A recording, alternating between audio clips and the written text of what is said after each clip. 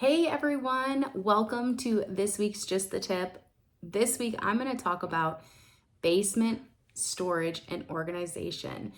One area that gets grossly overlooked in the house is maybe your basement storage, your utility room. Maybe you have some accessory closets or whatnot in the basement.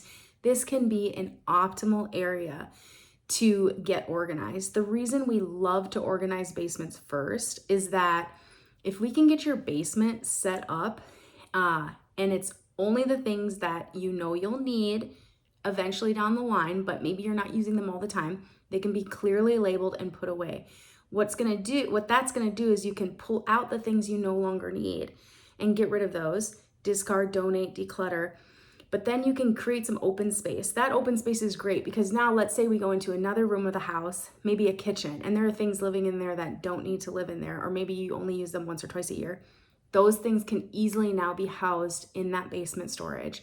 So I don't want you to overlook your basement and your basement storage options or closets.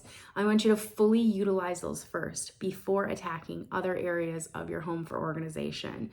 So that's what I'm gonna have you do this week. Get after it, get after that basement, optimize that house, and let us know if you have any questions. We'll see you next time. Bye-bye.